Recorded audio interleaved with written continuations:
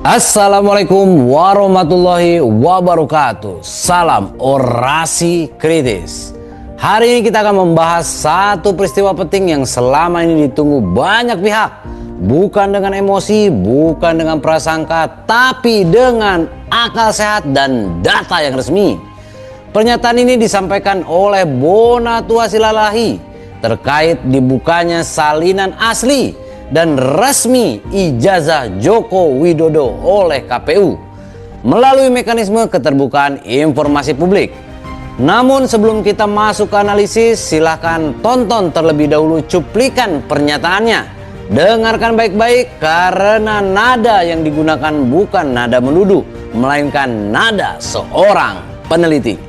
Mari kita simak cuplikannya terlebih dahulu.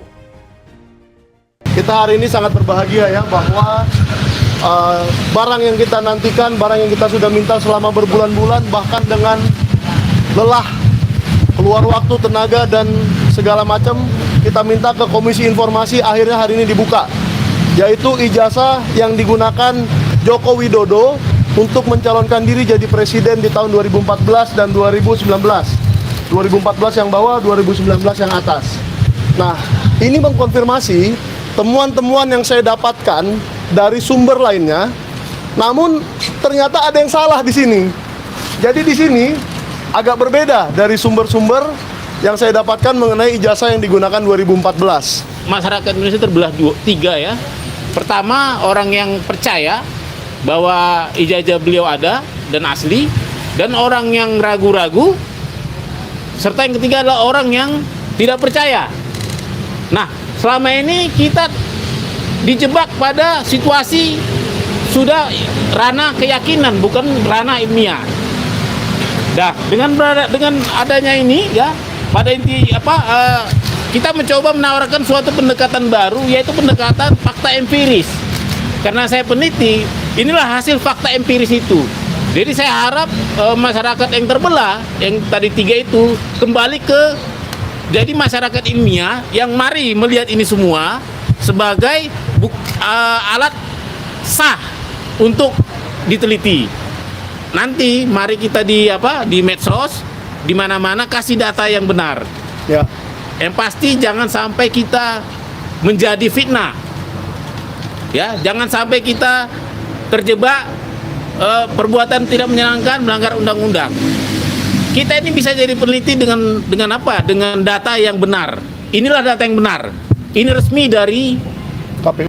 Sebagai orang yang punya tanggung jawab moral, ya, saya memutuskan membagikan ini di media sosial saya. Ya, bisa dicek di media sosial saya. Artinya kalau kalian mau meneliti, jangan pakai teliti yang dibikin orang lain. Takut saya nanti karena ada kebencian, tiba-tiba foto dirubah jadi apa gitu kan? Ya. Tanda tangan dirubah jadi apa sehingga kawan-kawan terjebak pada fitnah karena meneliti sampel yang tidak sekunder. Ini kan sekunder ya, seperti itu. Jadi nanti silakan mungkin nanti malam saya akan upload ini.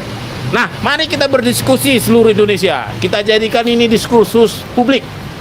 Semua kita dari sini mari berbicara dengan gaya peneliti, tapi jangan sembarangan tuduh seperti itu. Terima kasih buat Bapak Prabowo ya, yang tetap menjaga iklim demokrasi. Kita tahu KPU ini kita ibaratkan adalah rumah demokrasi kita. Dan kita juga berterima kasih kepada KIP yang menjaga selalu supaya pintu KPU, pintu keterbukaan informasi KPU terbuka. Dan saya juga meskipun kita perjuangan yang panjang, saya juga berterima kasih ke KPU. Ya, meskipun tadi sempat menolak permintaan informasi saya, sempat mengeluarkan peraturan 731, melakukan uji konsekuensi, sempat kita bersidang susah payah, sempat juga saling bantah-membantah. Tapi itu sudah close, kita selesaikan permasalahan kita lanjut ke permasalahan bangsa yang lebih besar, yaitu bagaimana keterbukaan informasi selanjutnya. Baik, sekarang kita mulai. Bonatua Silalahi membuka pernyataannya dengan satu hal yang jarang kita dengar dalam polemik politik, yaitu rasa lega. Lega karena dokumen yang diminta berbulan-bulan bahkan dengan menguras waktu, tenaga, dan kesabaran, akhirnya dibuka secara resmi oleh KPU. Dan ini penting digarisbawahi sejak awal, yang dibuka bukan fotokopian grup WhatsApp, bukan hasil katanya-katanya, melainkan salinan asli dan resmi ijazah Jokowi yang dikeluarkan oleh KPU. Artinya secara hukum ini dokumen sah negara.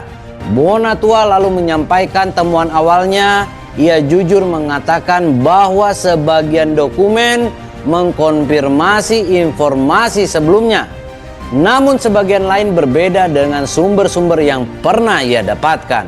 Ada sesuatu di sini ya. Dan disinilah pernyataannya menjadi menarik.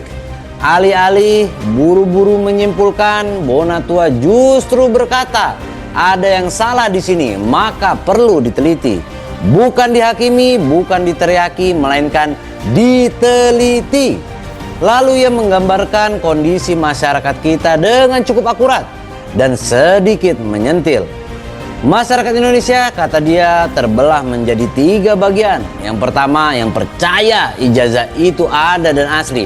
Ya, saya percaya asli dan dan ada gitu ya, saya percaya. 2, yang ragu-ragu. 3, yang tidak percaya sama sekali. Masalahnya selama ini kita semua tanpa sadar terjebak di ranah keyakinan, bukan ranah ilmiah. Di titik ini Bonatua seperti sedang berkata, kalau urusan iman silahkan ke tempat ibadah, tapi kalau urusan dokumen negara tolong pakai metode penelitian. Dan sebagai peneliti ia menawarkan satu pendekatan sederhana tapi sering dilupakan, yaitu fakta empiris. Dokumen dari KPU ini menurutnya adalah alat sah untuk diteliti, bukan alat untuk saling maki, bukan alat untuk saling lapor, apalagi alat untuk konten yang judulnya panjang tapi isinya pendek. Bonatua juga memberi peringatan yang cukup serius tapi dengan nada yang santai. Jangan sampai diskusi berubah menjadi fitnah. Jangan sampai niat meneliti justru berujung pelanggaran hukum. Oke? Ia bahkan berinisiatif mengunggah dokumen resmi itu ke media sosialnya sendiri. Kenapa? Karena ia tidak ingin publik meneliti sampel yang sudah diedit, tanda tangan yang dipindahkan, foto yang dipoles, lalu penelitinya masuk masalah. Ini semacam pesan implisit. Kalau mau meneliti, pakai data primer resmi, bukan data hasil kreativitas orang-orang. Bukan data hasil dari kreativitas orang iseng. Bonatua lalu mengajak satu hal yang terdengar sederhana, tapi sebenarnya berat. Menjadikan isu ini sebagai diskursus publik nasional. Diskusi ya, debat boleh, tapi dengan gaya peneliti. Bukan gaya hakim, apalagi gaya algojo. Ia juga menyampaikan apresiasi kepada sejumlah institusi negara, KPU sebagai rumah demokrasi, Pak Prabowo kita yang selalu mengawasi kasus ini, KIP sebagai penjaga keterbukaan informasi, dan pihak-pihak yang dinilainya menjaga iklim demokrasi. Menariknya, ia tidak menutup-nutupi bahwa proses ini sempat alot, sempat ditolak, sempat berdebat panjang, bahkan sampai persidangan. Tapi baginya itu sudah close, sudah selesai. Yang lebih penting sekarang adalah bagaimana keterbukaan informasi dijaga ke depannya. Di orasi kritis kami tidak mengatakan dokumen ini membuktikan apa. Kami juga tidak mengatakan dokumen ini membantah apa. Kami hanya menegaskan satu hal sesuai pesan Bonatua Silalahi. Datanya sekarang resmi, maka diskusinya harus ilmiah. Karena demokrasi tidak runtuh oleh perbedaan pendapat, demokrasi runtuh ketika akal sehat ditinggalkan. Terima kasih sudah menonton Orasi Kritis.